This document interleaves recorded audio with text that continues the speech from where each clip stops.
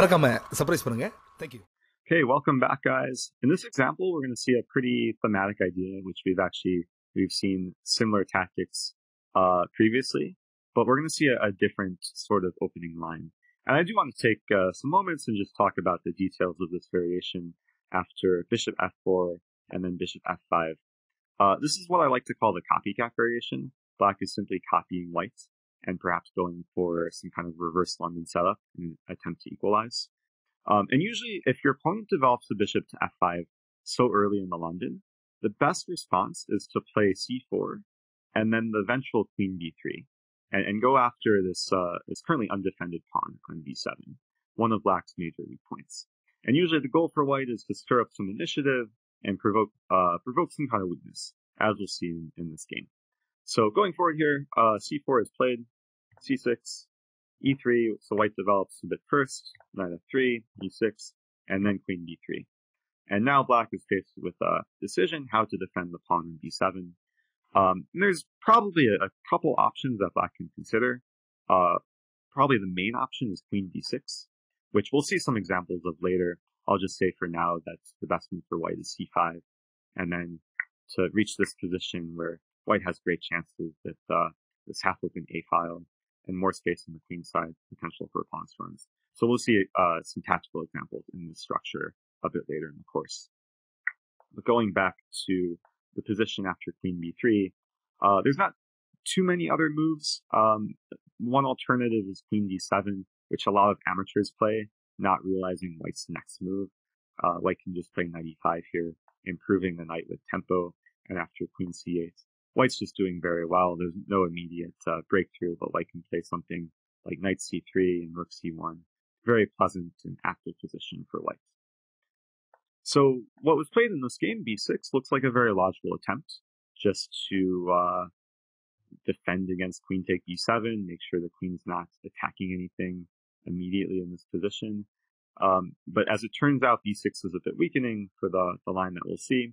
After c take d5, c take d5, white is pretty much completely winning, or at least winning a lot of material after the next move, which is bishop take b8. And it's so common, I know we've seen this before, when you want to play bishop b5 check, it's first very logical to remove the knight from b8, so black has less defensive resources. So if we imagine how this plays out, rook take b8, bishop b5 check.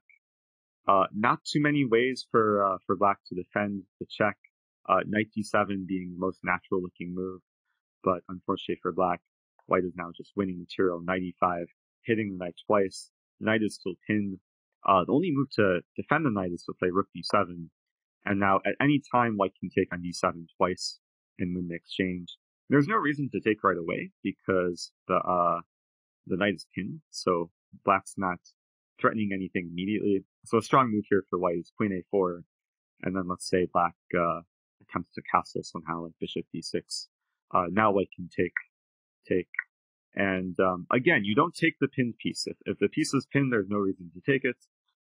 Here white can just take on a7, winning yet another pawn, more material, and next move will take the rook on d7, and perhaps forcing a queen trade too.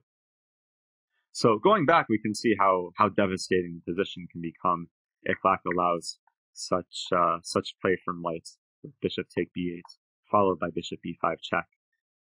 Maybe a few other points I can note in this position. Of course, if king e7 doesn't really solve much for black, there's this nice move, queen a3, which is actually almost checkmate. Black has one legal move here, queen to d6, and then white can continue the initiative. Queen take a7, and black's position is just completely falling apart. If we imagine knight d7, white can then take, and then capture the rook, winning material. So going back, the main mistake from black, I guess there was a small mistake and a big mistake going back to this moment. The small mistake was d6. It's just weakening in the long term, especially weakening to the c6 square. And even if black comes out alive in the opening, white will have some nice play or nice positional play on the queen side later in the game. Now, the big mistake from black was after e take d5, black should not take with the c pawn, because this allowed bishop b5 check. Rather, black should either take with the knight or the e-pawn. But in my opinion, after both of these moves, white has a very pleasant position. Let's imagine e takes e5. White can just continue development, play a move like knight c3. And now ideas like rook c1 will target this pawn on c6, which is arguably a backward pawn or just a long-term positional target, given that black doesn't have the pawn still on b7. So these are typical situations where the opponents may either walk into immediate tactics or suffer some long-term positional target that has to constantly be taken care of for a while in the game. So hope you guys enjoyed that, and I'll see you in the next lesson.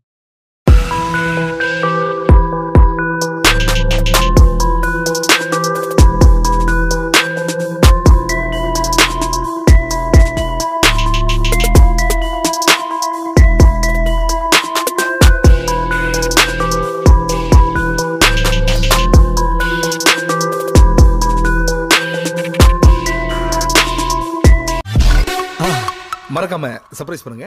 Thank you.